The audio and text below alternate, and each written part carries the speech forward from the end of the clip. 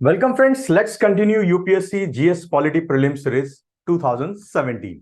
Now, first question is, now consider the following statements. तीन statements दिए and which of the following statement is correct? Correct कौन सा है पूछा गया है.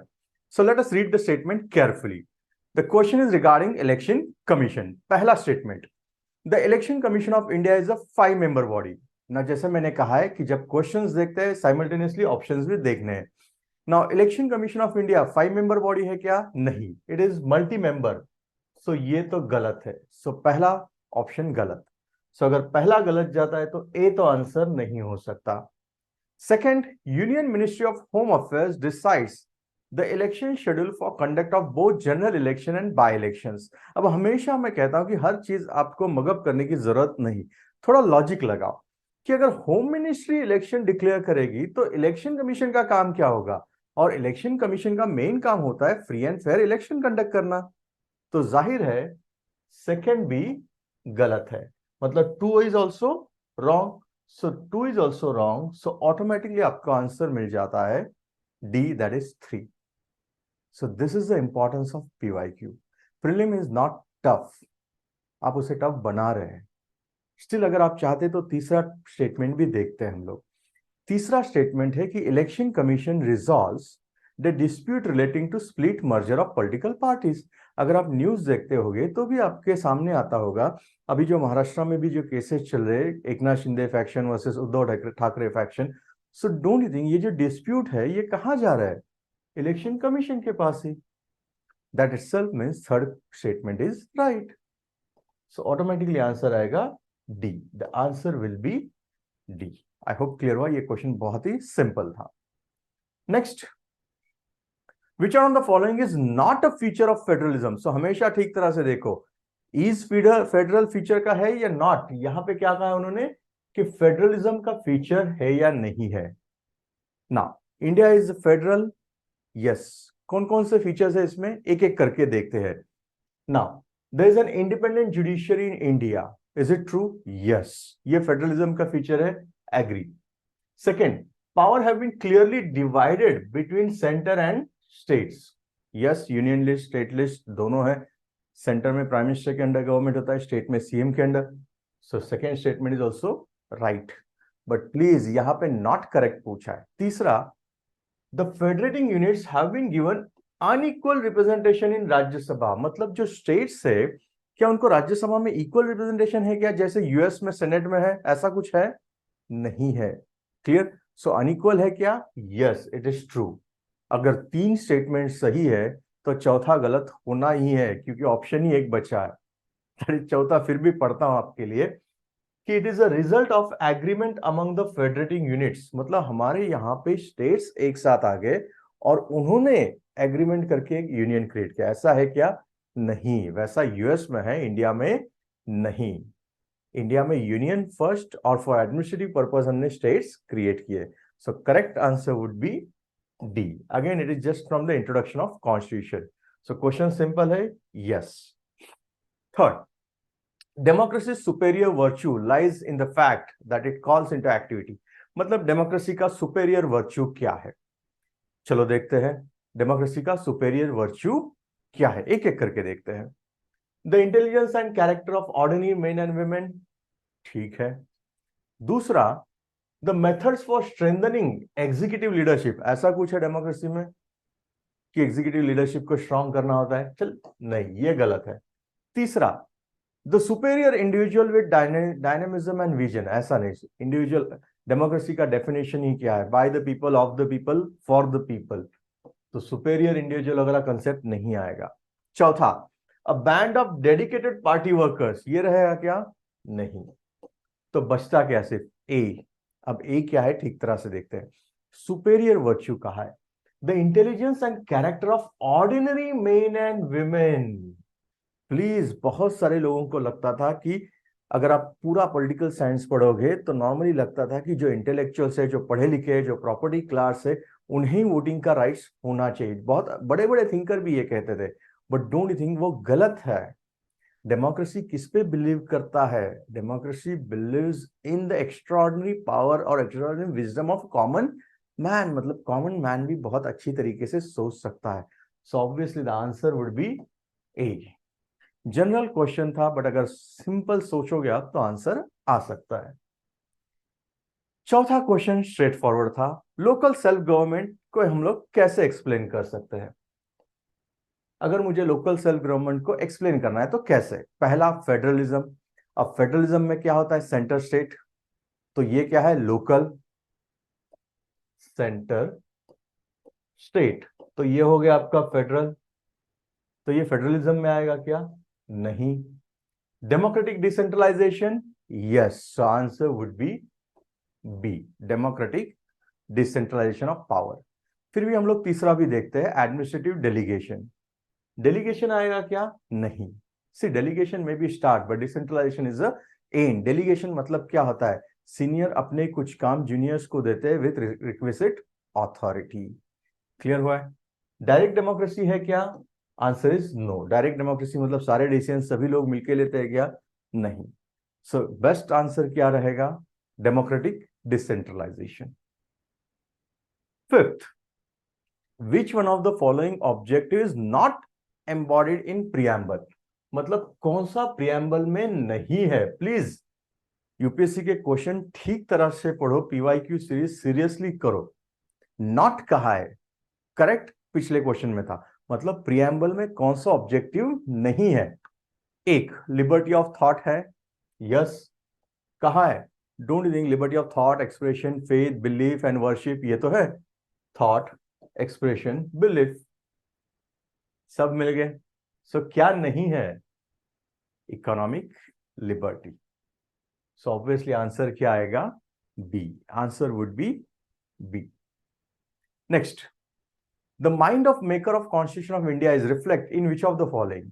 मतलब जिन्होंने कॉन्स्टिट्यूशन बनाया उनके मन में उस वक्त क्या चल रहा था कॉन्स्टिट्यूशन बनाते समय, ये कहां से रिफ्लेक्ट होता है? प्रियम्बल, फंडामेंटल राइट, डीपीएसपी, या ड्यूटीज फंडामेंटल?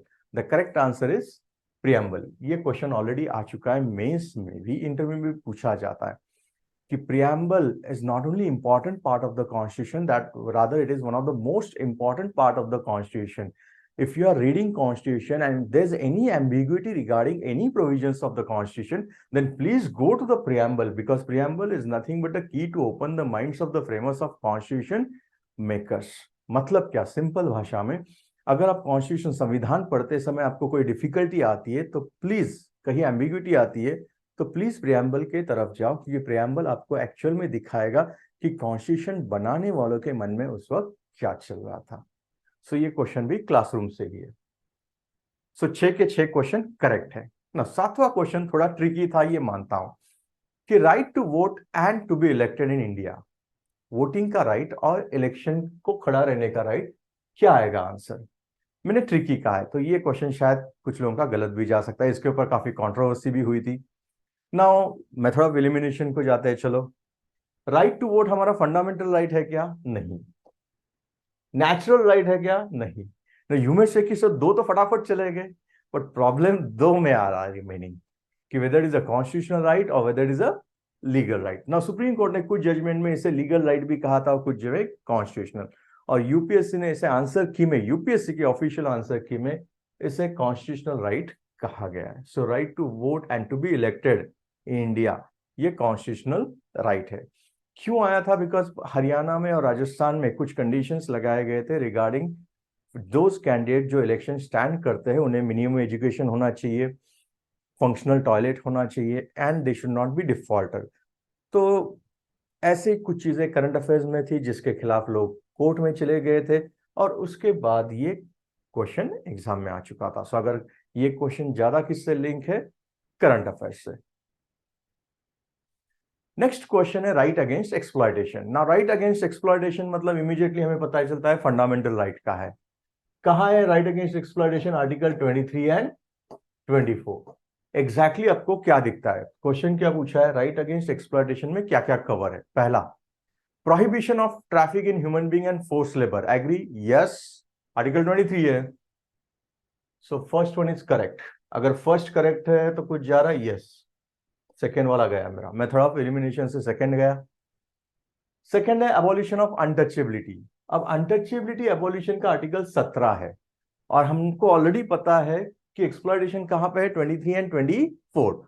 तो 17 तो नहीं आएगा, मतलब सेकंड भी चला गया, तो सेकंड वाले सारे आंसर चले गए। सो डोंट थिंक ऑटोमेटिकली आपको आंसर ही मिल गया क्या, सी 1 and 4। Please, this is the advantage of method of elimination. ना कुछ बच्चे बोलते हैं कि 2023 में मेथड ऑफ एलिमिनेशन नहीं है। प्लीज वो गलत है, आप सोच गलत रहे। कुछ टेस्ट सीरीज वाले एडवर्टाइज करते हैं कि ये पैटर्न बदला है, ऐसा कुछ नहीं है। जस्ट यहाँ पे 1 to 4 के जगह पे 1 4, 1 is correct, 2 is correct, 3 is correct and 4 pair is correct, similar ही जाएगा। चलो इस क्वेश्चन को और आगे सॉल्व करते हैं। Protection of interest of minority कौन से आर्टिकल है, 29 एंड 30, तो ये भी नहीं आएगा, तो 3 भी गलत है, 2 भी गलत है। चौथा क्या है, prohibition of employment of children in factories, yes child labour, so answer क्या आएगा 1 and 4। So again question was very simple, काफी सिंपल क्वेश्चन था ये। नाउ नाइन्थ क्वेश्चन है कि one of the implication of equality in society is absence of, equality in society is the absence of, equality मतलब समानता, तो absence किसका होना चाहिए, ये क्वेश्चन ज्यादा डिफिकल्ट नहीं है। इक्वालिटी मतलब समता समानता, तो एब्सेंस किसका होना चाहिए, कंपटीशन का नहीं, कंपटीशन मतलब स्पर्धा, तो ये तो नहीं आएगा। आइडियोलॉजी नहीं, रिस्ट्रेन नहीं, प्रिविलेजेस यस, मतलब किसी एक को ज्यादा अधिकार देना, ये सही है क्या, विशेषाधिकार नहीं, विशेषाधिकार दे रहे हैं मतलब आप इक्वालिटी को क्रॉस कर रहे हैं, अगेंस्ट जा रहे हैं। Again simple question. सो 9 में से 8 क्वेश्चन तो सिंपल थे, एक क्वेश्चन ट्रिकी था मानता हूं। नेक्स्ट 10th है, which one of the following is added in DPSP by 42nd amendment, 42nd amendment से किसे ऐड किया गया। नाउ ये अमेंडमेंट तो इंपॉर्टेंट रहता है। सी आज तक कितने अमेंडमेंट रहे, more than 100 plus. So is it necessary to memorise all, not at all. जो क्लासरूम में हम करते हैं अराउंड 20 के आसपास, that is more than sufficient, और जो पिछले 2 साल में न्यूज में, इससे ज्यादा करने की जरूरत नहीं है। तो 42nd अमेंडमेंट भी ऑलरेडी क्लास में किया हुआ है एंड सेम क्वेश्चंस आ रहा है। सो क्या ऐड किया, इक्वल पे और इक्वल वर्क, नो वो तो ऑलरेडी 39D में है। तो क्या participation of workers in the management of industry, yes. कैसे, लिसन केयरफुली, कैसे, क्यों, बिकॉज ये है आर्टिकल 43 कैपिटल ए, मैंने वर्ड किया कैपिटल ए, और जब कैपिटल लेटर आता है तो उसका मीनिंग होता है ये न्यू आर्टिकल है added by amendment. I hope clear हुआ है। तो आंसर क्या आएगा, B, right to work education, वो तो ऑलरेडी है 41 वगैरह में, मतलब ऑटोमेटिकली आंसर, मतलब आप थोड़े से भी ट्रिक्स, थोड़े से भी लॉजिक, शांत दिमाग से पेपर सॉल्व करोगे तो पेपर टफ नहीं होते, ट्रिकी होते हैं, ये मैं मानता हूं। नेक्स्ट है, which one of the following statements is correct, कौन से स्टेटमेंट करेक्ट है। Rights are claims of the state against citizen, बाप रे, ये तो कोई भी बच्चा बोलेगा सर गलत है कि राइट्स मतलब आपके हक स्टेट के होते हैं अगेंस्ट सिटीजन, कोई भी बोलेगा ये गलत है, मतलब स्टेट के अगेंस्ट सिटीजन होते हैं क्या, नहीं। Rights are privileges which are incorporated in the constitution of state, constitution में से ये याद रखो, इन्होंने क्या कहा है कि कॉन्स्टिट्यूशन में इनकॉर्पोरेट किया है क्या सारे, नहीं। Rights of claims of citizen against state, yes, state के खिलाफ सिटीजन के राइट्स होते हैं क्या, answer is yes, so answer आएगा सी। देन यू में से सर डी बचा है, चलो डी भी देखते हैं। Rights are privileges of few citizen against the many, ये सही रहेगा क्या, नहीं भाई। ऐसे लगता है कि आपको कि भारत में कुछ सिटीजन्स को ज्यादा राइट्स है, प्रिविलेजेस से बाकी लोगों के कंपेयर करता, नहीं। सो आंसर क्या आएगा, C, again straight forward question. Next है डीपीएसपी, 2 स्टेटमेंट दिए with reference to DPSP constitute limitation upon, मतलब डीपीएसपी के वजह से स्टेट पे लिमिटेशंस क्या आती है। चलो देखते हैं, क्या स्टेट के ऊपर डीपीएसपी की वजह से लिमिटेशंस आती है क्या ना। पहला क्वेश्चन आएगा, सर डीपीएसपी क्या होता है, आंसर पूछा है कि दोनों में करेक्ट क्या है। Directive principles of state policy कहा है, पार्ट 4 में है। दे आर नॉट इन्फोर्सिबल, मतलब क्या, उन्हें अगर इंप्लीमेंट नहीं किया तो आप कोर्ट नहीं जा सकते। देन क्वेश्चन आता है, सर रखा क्यों है फिर, DPSP are guidelines for the state, positive instruction दिया गया है, then comes the next question, सब वॉलेंटरी क्यों रखा है? अरे उसके पीछे भी रीजन है। डीपीएसपी का इम्प्लीमेंटेशन डिपेंड करता है 3 फैक्टर्स पे, resources, priority and time. So don't think 1947 में अगर इसे कंपलसरी करते तो सारे स्टेट्स के ऊपर ये बर्डन हो जाता, और हर एक स्टेट अपने अपने हिसाब से इसे इंप्लीमेंट करे तो ज्यादा अच्छा है। तो इसके लिए फोर्स की जरूरत है क्या? नहीं।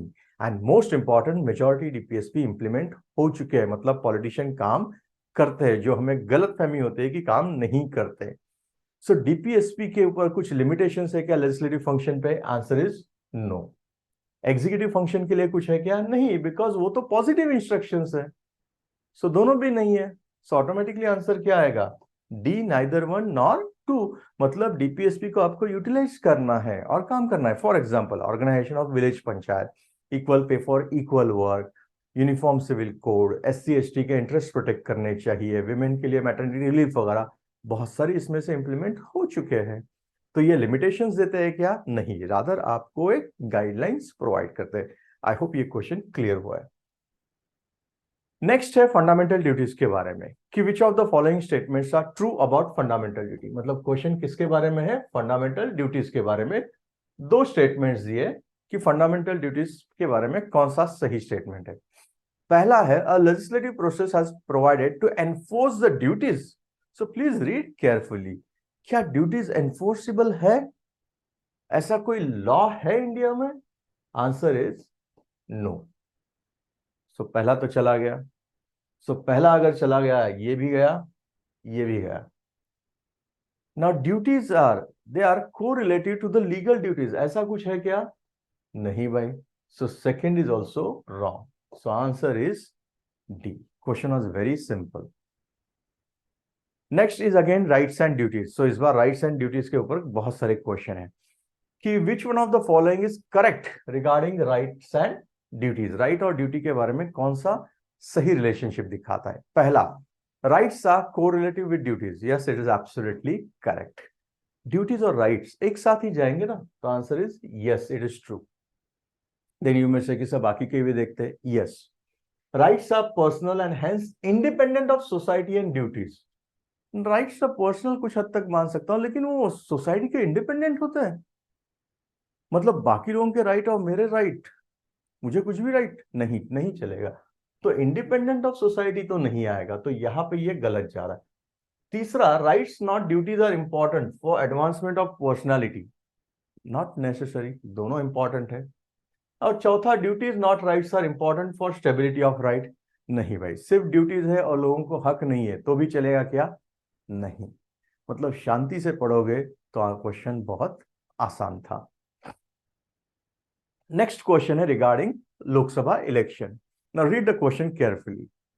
2 स्टेटमेंट दिए, आपको कहा गया है कि दोनों में से कौन से स्टेटमेंट सही है। पहला स्टेटमेंट है कि in the election of Lok Sabha और state assembly winning candidate should get minimum 50% vote. मतलब एक कैंडिडेट अगर जीतता है तो कैंडिडेट जीतने के लिए उसे कितने वोट मिलने चाहिए? मिनिमम 50%। ऐसा है क्या भारत में? नहीं। भारत में क्या है? फर्स्ट पास्ट पोस्ट, मतलब रिलेटिव मेजॉरिटी। दिखाता हूं। से फॉर एग्जांपल, 3 कैंडिडेट खड़े हैं, ए, बी और सी। ए को वोट मिले 4, बी को 3 और सी को 2, और टोटल वोटिंग हुआ नोटा को सपोज 1, मतलब टोटल वोटिंग हुआ 10। सो अगर 50% से ज्यादा मिलना चाहिए तो 6 वोट मिलने चाहिए, तो 6 तो किसी को भी नहीं मिले। सो डिक्लेयर किसे करेंगे विनर? हम ए को करते हैं। क्यों? Because compare to others A को वोट ज्यादा है। It is called as relative majority. So Bharat में 50% का कोई क्लॉज है क्या regarding MLA and MP? No. तो पहला स्टेटमेंट तो गलत। सो पहला गलत गए ना फटाफट। अब दूसरा, according to the provision laid down in the constitution. Constitution में लेट डाउन किया है प्रोविजन क्या कि स्पीकर का पोस्ट जो होता है वो मेजॉरिटी को जाता है और डिप्टी स्पीकर का अपोजिशन को। सिर्फ कन्वेंशन हो सकता है, आप कर सकते हैं, बट कॉन्स्टिट्यूशन में लिखा है क्या ये clearly?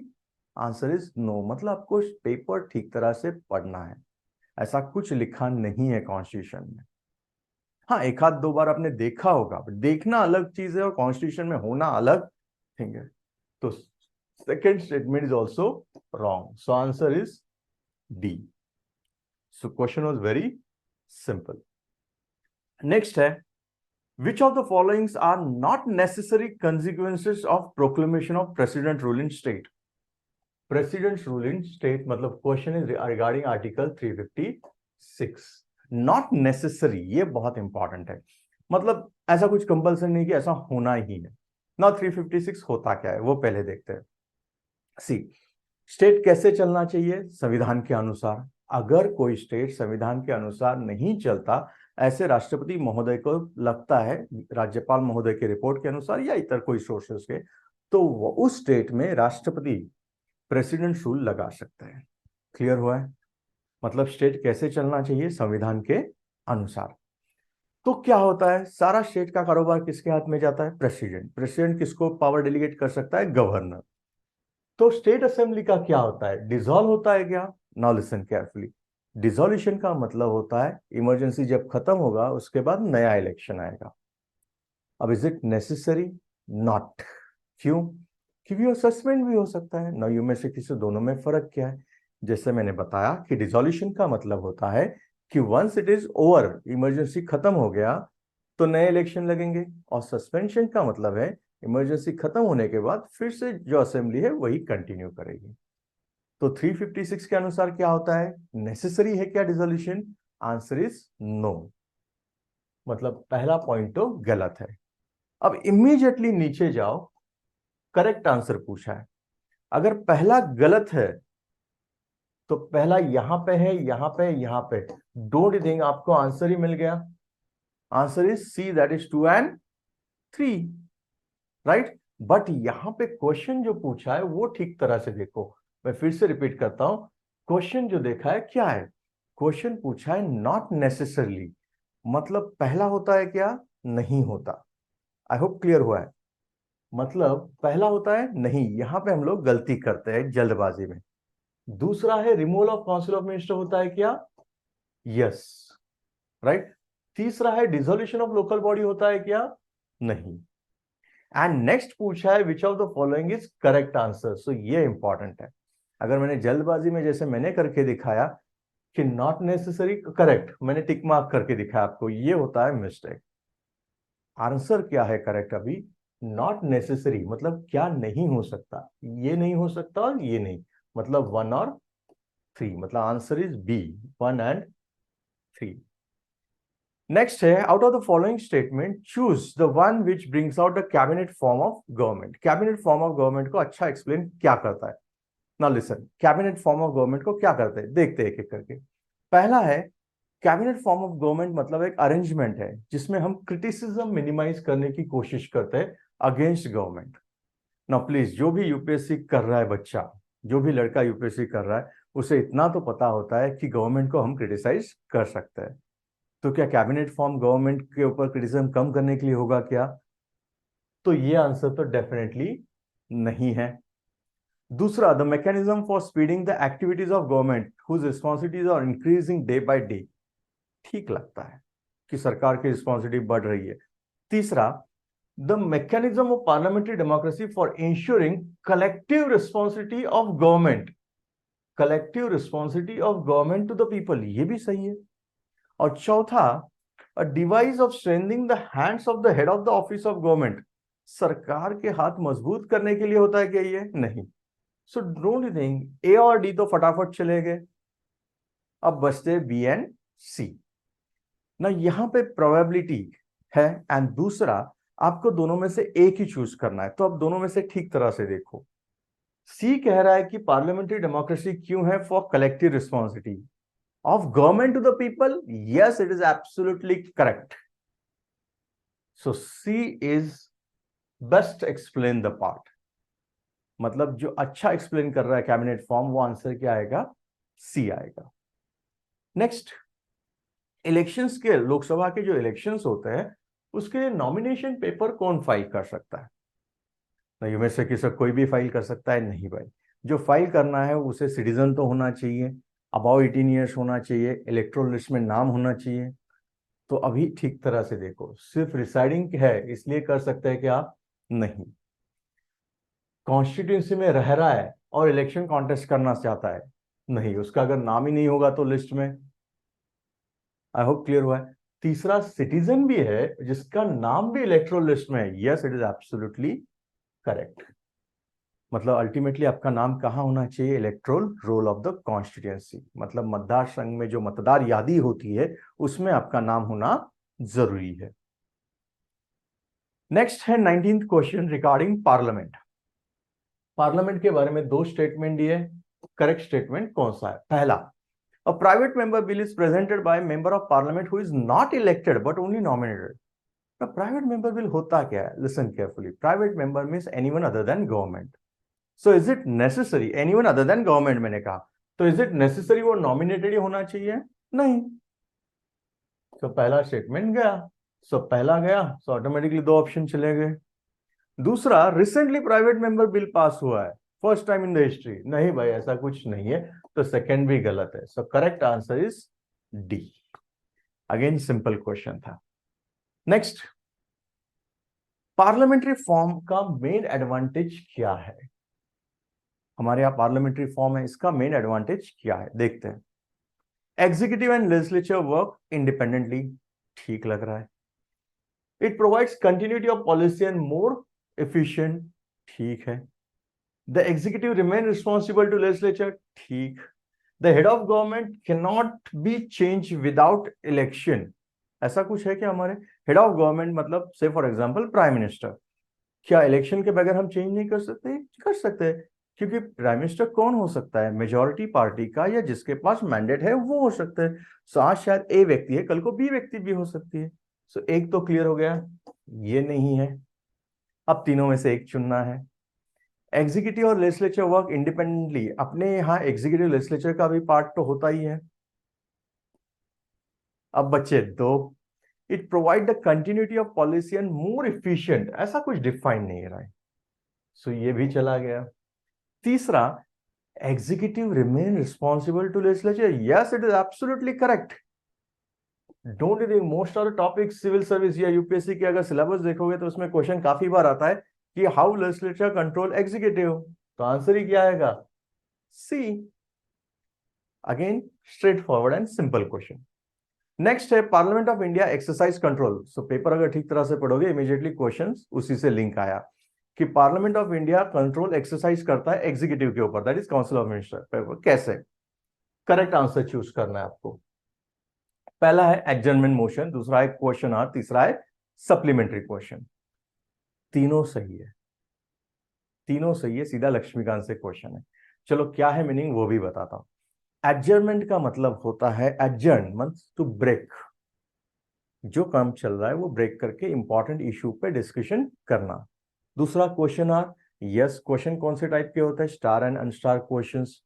Supplementary question, yes question is a powerful tool of legislative control और एग्जीक्यूटिव। सो तीनों सही है, yes. So correct answer would be 1, 2 and 3। Basic question था।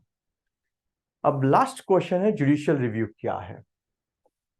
जुडिशियल रिव्यू का मतलब क्या है? पहला, the power of the judiciary to pronounce upon the constitutionality of laws and executive order, कि लॉ और एग्जीक्यूटिव ऑर्डर जो है उनकी कॉन्स्टिट्यूशन के हिसाब से है या नहीं देखना। ठीक लग रहा है, पर बाकी भी देख लेते हैं। दूसरा है power of judiciary to question the wisdom of law enacted by legislature, मतलब क्या? पार्लियामेंट जो लॉ बनाता है या असेंबली जो लॉ बनाता है उनका विजडम चेक करना, ये होगा क्या? नहीं भाई, इसमें तो बहुत दिक्कत आ जाएगी। सो ये वर्ड सही, ये गलत है, चला गलत हो गया। तीसरा, power of judiciary to review all the legislative enactment before they pass, please अब रीड करोगे तो समझ में आएगा। मतलब क्या? पार्लियामेंट में पास होने के बाद, मतलब फाइनल जब प्रेसिडेंट के एसेंट मिलने से पहले उसका रिव्यू लेने का। अगर हर बिल ऐसा जाएगा जुडिशरी के पास तो जुडिशरी बाकी काम कब करेगा? मतलब यूपीएससी इतने हिंट आपको दे रहा है और आपको लगता है कि सर नया क्वेश्चन है, कुछ टफ है, तो ये भी गया। चौथा, the power of judiciary to review its own judgement, ये सही है क्या? स्टेटमेंट सही है। बट ये रिव्यू नहीं है, इसे रिवाइजरी पावर करते हैं under article 137. That is, Supreme Court judgment are binding on all courts within the territory of India, but not binding on Supreme Court itself. And if its earlier judgment, if there's any error, then Supreme Court can revise the judgment. But वो revise हो गया, review नहीं. तो ये भी गलत question review के बारे में. तो आंसर ऑटोमेटिकली क्या आ रहा है आपको? ए. आंसर पहले ही सही था. ए क्या? कि जो लेजिस्लेचर या फिर एग्जीक्यूटिव ऑर्डर होता है वो कॉन्स्टिट्यूशन के हिसाब से होना चाहिए. वो चेक करना काम क्या होता है? जुडिशरी के पास अगर कोई आता है तो. So it's a very simple definition. This finishes your 2017 paper.